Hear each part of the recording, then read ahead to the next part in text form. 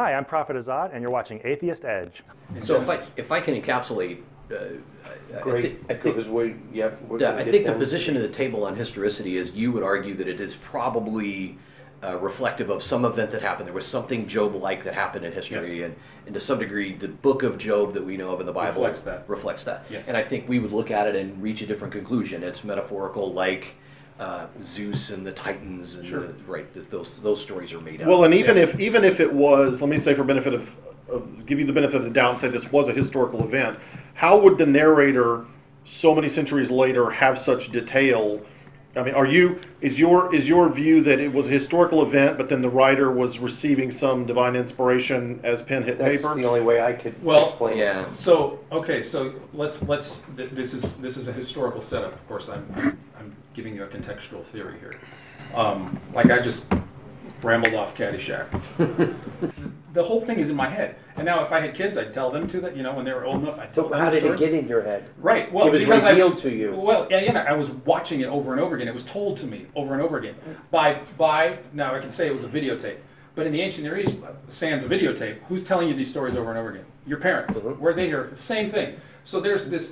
What's the source? What's the source exactly? It's turtles all the way down. And It's turtles all the way down. No. so the final source comes back to Yahweh. That this tradition, this event, somebody, Job's children, Job himself, somebody that was intimately involved. Dad gave me this story. Maybe Dad gave me this story. Maybe God told Abraham about the story. I don't know, source point to composition, but I do think that there, like I said with the constellation, there's this incredible emphasis on an oral tradition and the severity of adhering to the oral tradition. The cutting of a covenant is one aspect of the severity of this culture, the life and death nature of making a treaty with a vassal, with a potentate, or making a treaty with God. It was life and death. Countries conquered countries based on sort of the divinities. So I think if a child receives this from the father received it from the son, there is this implicit idea embedded within this passing on of the traditions of the severity of adhering to it. But why is that even necessary from your point of view? I mean, like the idea that for centuries this was passed down orally and then written down in such beautiful language and yet still accurate. Why is that even necessary if you believe that God in some sense directed the construction of the Bible? He could have just, whoever the author of Job was, got word for word inspiration as he wrote. I mean, wouldn't that be the easier explanation if you believe in an intervening God? Well, it certainly would be easier, but ease does not mean that it is necessarily the correct way. Well, I mean, I guess it's a matter, Rex, of how you would perceive God desiring what methods, that if God existed, what methods would he employ to communicate himself to people. I think that's probably what we're at the heart of what we're talking about. How would God choose to communicate himself to us, and why? If he did do it this way, why did he do it this way? Why couldn't he have just, there you go? So I don't think necessarily the easiest explanation is always correct. But you're going to have to pull that out at other times, right? I mean, obviously Moses wasn't there at the creation of the universe. So you've got, if you believe Moses wrote Genesis, then you've got to believe that God described that let there be light moment, and Moses wrote it down. Moses spent a lot of time on the top of the mountain with God. Right. So I mean, the author of Job could have the same kind of experience. He could certainly. Or the long narrative of the Pilate trial with Jesus and John when there's no one else there. Right. Obviously, if you believe that John wrote those words, somebody had to be given them. Well, and I would go in a different direction. Sorry, I would go ahead. In a different direction. So your position is that this is what it would look like if something actually happened and eventually got written down. This is what it would look like. And I guess my question is, if this were a completely made-up story, what would it look like? And if somebody made up Star Wars. That didn't actually happen. And so we know somebody made up the stories about Zeus and Apollo and Hera and Zoroaster and Odin and his twin ravens. Right. So we know people made up stories. So when I look at this, my question to you is it maybe kind of special pleading a little bit that in this case this is what it would look like when it's not made up, but everything else really looks a whole lot like this. But is. I think the best answer to your question that I would have, Rick, Owen, would be, I'm sorry I'm calling you. No. Going between. People get that wrong all the time. Very common. I think the short answer to your question is a lived out obedience. The lived out obedience is suggested. In accordance with what you're... Now, I'm not saying that the lived out obedience would make the claim, would be the ultimate proof of the claim being true. But I'm saying that it does give veracity to... So a father-son tradition, if that's continuing, that if the son really believes this, what Dad's saying, the son is going to live in accordance with the father's will, just in a familial relationship. And so I think that the short answer is to the commands, or you walk in obedience to the narrative, and you live it out. And I think that's what we all do. We have a certain set of presuppositions we've inherited from Dad, if you will, and we honor Father. We have Father's Day, but I think the paternal honoring instinct of honor thy mother and father in all our culture is so lost on us that I think to some degree, not every family is broken, but the idea that the filial paternal relationship between father and son, generationally speaking, in the ancient world, is lost to us in terms of our appreciation of how a son would inherit a tradition and carry it on. That's why the prodigal story is so riveting, because the son is just doing something unthinkable. The prodigal son's story, I had to go He's back. breaking Dad's... A lot of it ties into this story too. Yes. Yeah, there's a lot of overlap. He's breaking a tradition for which we have very little cultural understanding. Well, and actually the same question arises on that. When Jesus tells this story in Luke, is he conveying a historical event, or is he making up a morality tale? Oh, he's telling a story. That sounds so but he's telling a story. Right, and I would say the same thing about Job. He's telling a story in relation to the point of father-son relationship. And couldn't Job be the same thing, right? It could be. Okay. Yeah, it could be. But I think that we have, given the inclusion into the Old Testament text, and given the specificity of the dialogue and the people involved in the geographic location, I think the dialogue itself, we don't have this extended narrative. Jesus gives us a short narrative in the Prodigal, but Job is 42 books. The Prodigal is a couple of columns in Luke, and I think the length of the narrative itself, it is the longest uninterrupted discourse of God speaking in the Bible, the latter two chapters of Job. There are other contextual clues that would lend me to think this is like the Exodus or something historical. I think so. The last comment I have about it. Sure. I think arguing that the lived obedience is a testament to the veracity of it kind of assumes the conclusion when you start your question. I think that's what we all do, Owen. But I don't think so. I think if we look at this and try to evaluate it compared to other texts that were contemporaneous to it, we look at these and say, we don't see anything here. There might be some extraordinarily well-conceived moral dilemmas that are wrestled with by the heroes of other stories that were happening at the same time. Other civilizations were telling it roughly at the same time. But when we look at those, we say kind of objectively, yep, those are made up stories. We don't think there's anything real or true about those. But we think there's something real or true about this.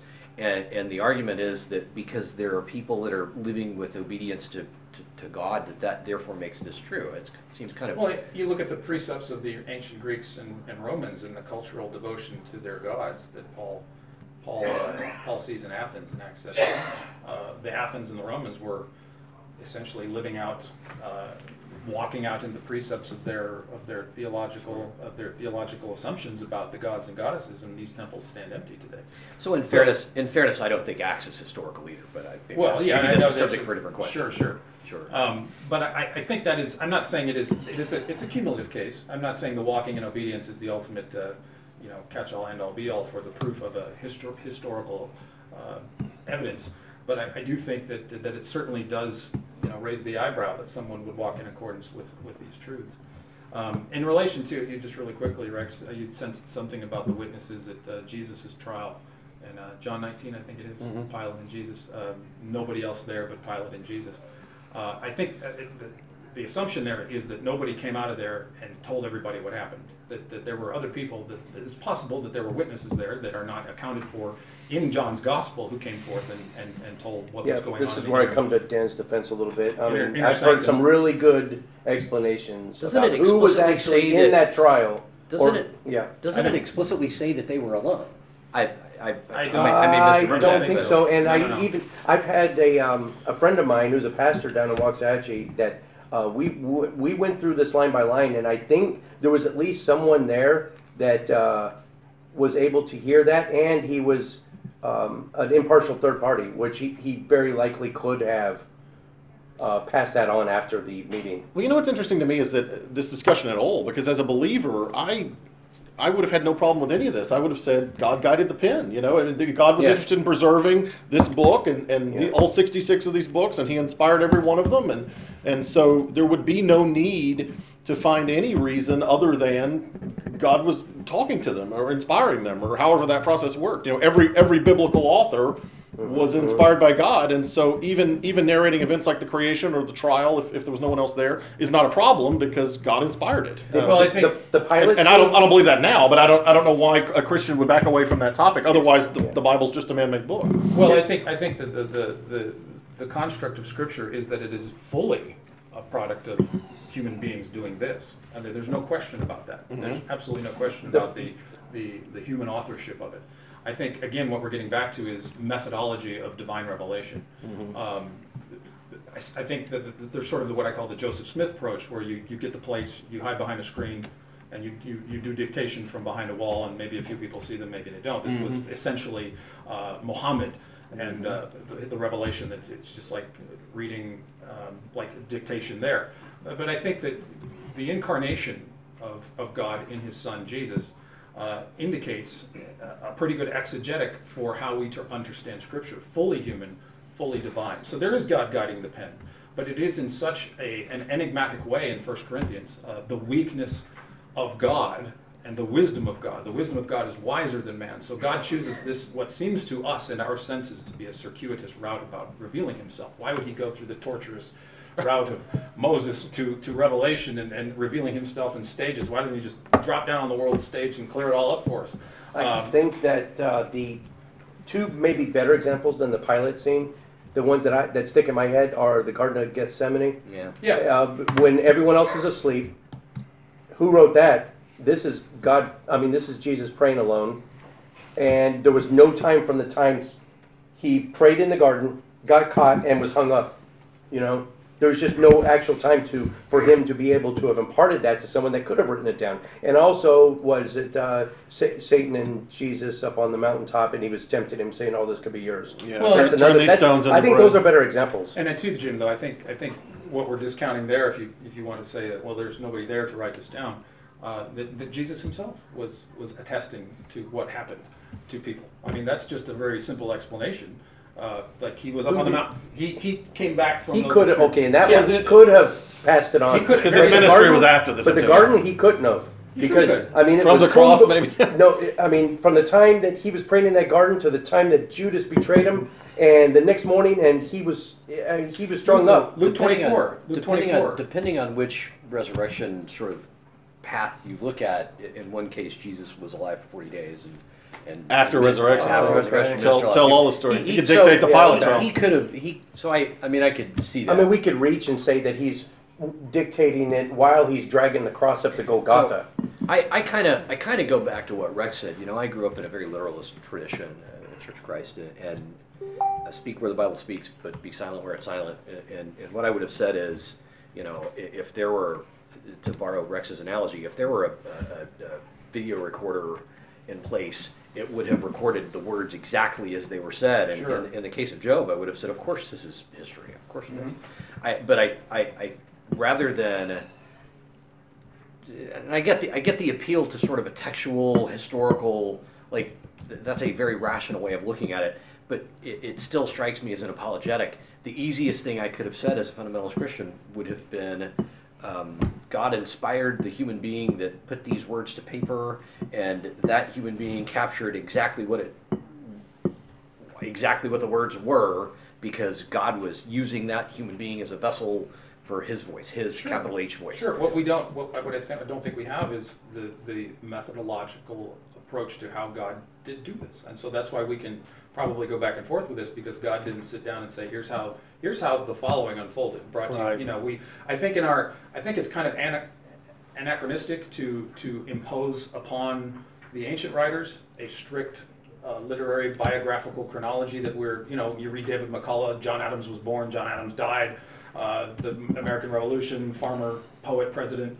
We want a strict chronology that goes from point A to point B, and we want to know who wrote. Well, McCullough wrote this, and Adams said this, and we're pulling quotes from historical sources.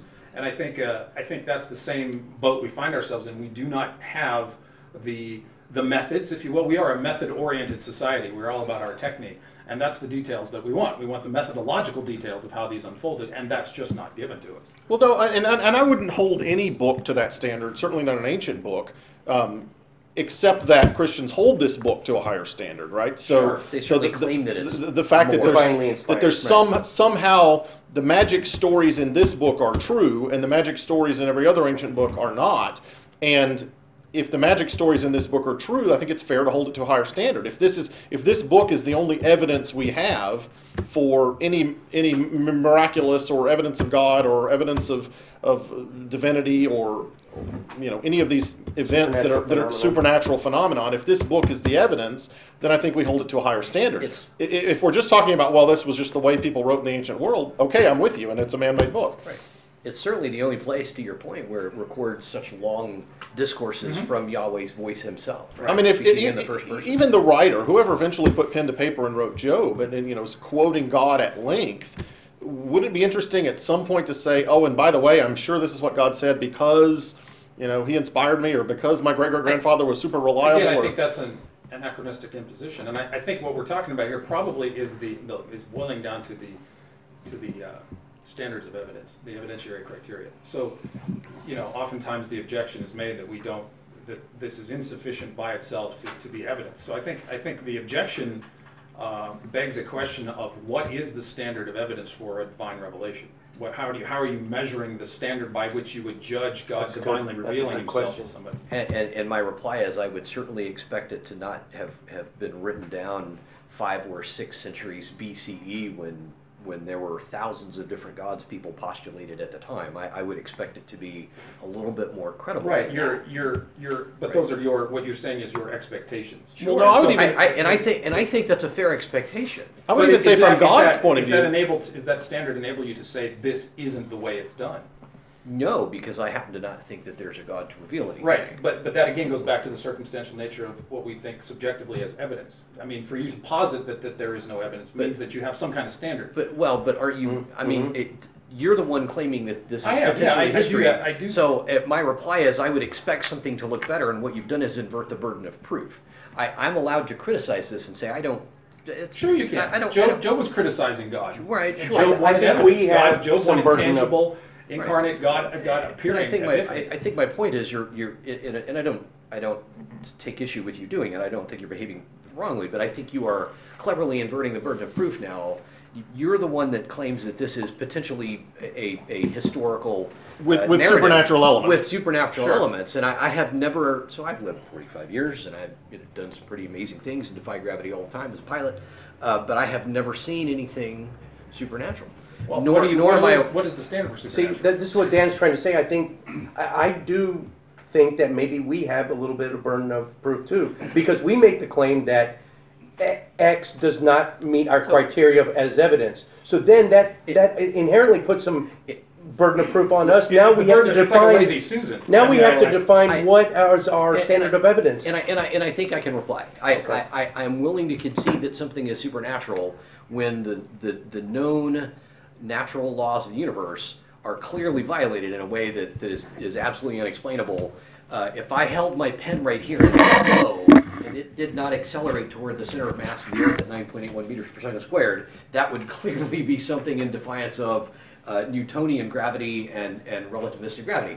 But when I drop my pen, it falls. So any supernatural phenomenon does not meet your standard of evidence. No. What I would say is, if something happened that were a documentable event that was clearly investigated, that was in defiance of the laws of the universe as they work, that would be an example. It's not a very hard thing to ask.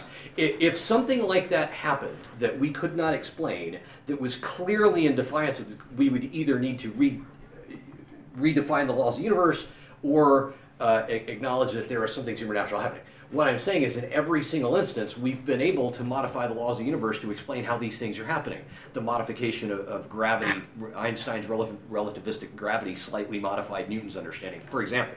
But what we have not seen is something that is clearly a miracle, that something that happened that is absolutely clearly attested to, that we can look at and observe and say unequivocally, yeah, that's a real event. There's no question about it, and it's definitely miraculous because it defies gravity. For example, letting go of my pen and it stays there instead of falling. There's never been a documented example of that ever. Well, the fact that it happens all the time in this book, and the fact that it never happens now, okay, is suggestive to me that people made up stories. Well, and so even I don't know the answer to your question of what would be sufficient, but I can imagine in the case of Job, let's say just the book of Job, what would be better than what we have? What we have is a book we don't know when it was written, within several hundred years. Or who wrote it. We don't know who wrote it. We don't know what authority he claims for this story.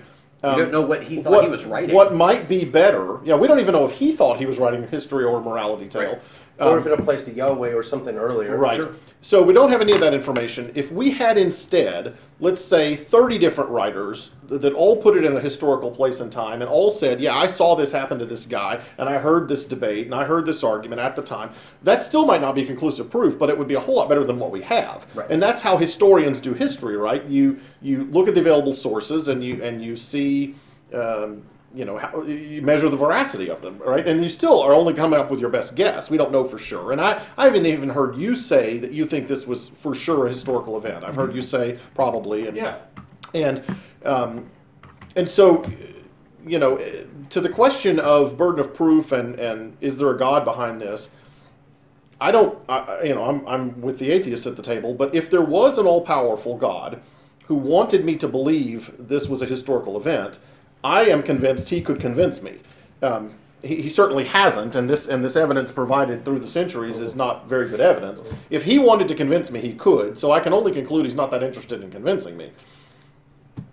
Well, there may be another conclusion. Tell me. So the other conclusion is that the deity we're postulating is just as made up as all of the other ones of all of the other ancient religions that are no longer The first clause in my sentence was, if there's an all-knowing God, all-powerful God. That's fair. Yes. So, Owen, with your thought on the violation or the defiance of the known laws, if something were to come about that did seem to contravene the laws that we know, I think the first premise is obviously within physics and cosmology, we don't know everything there is to know about the universe. I absolutely agree with that. So how would you differentiate between something unknown and something supernatural? So what I would say is that in an otherwise completely understood set of contexts, okay, we clearly understand how objects behave in Earth's gravity, sure, within a few hundred feet of the ground. If in a context like that is otherwise completely clearly understood, something is happening that's a violation, that would be a pretty clear example, to Rex's point. That would be something that a deity could do to say, hey, I'm about to do this.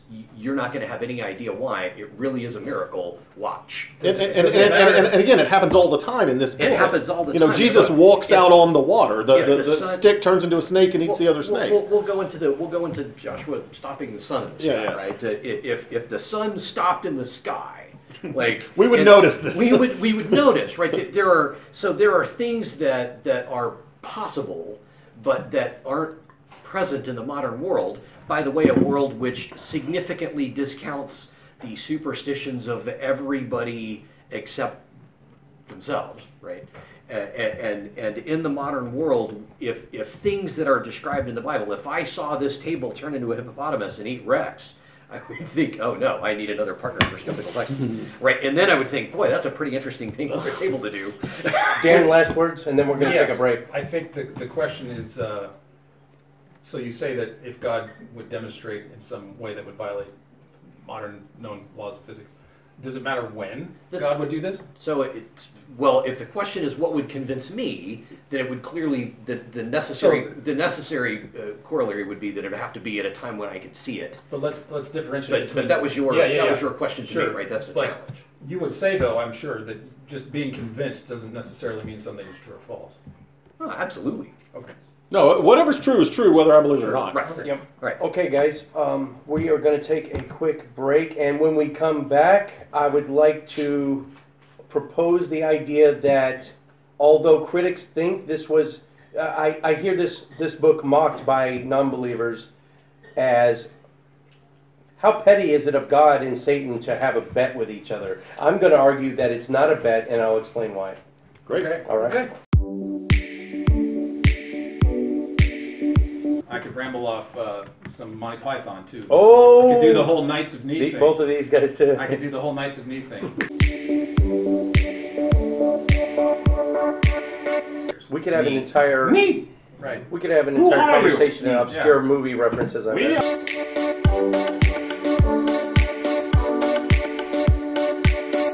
You know, Mr. Gopher, I see you down there. It's not plastic explosive or anything, you know, just my little friendly squirrel, right?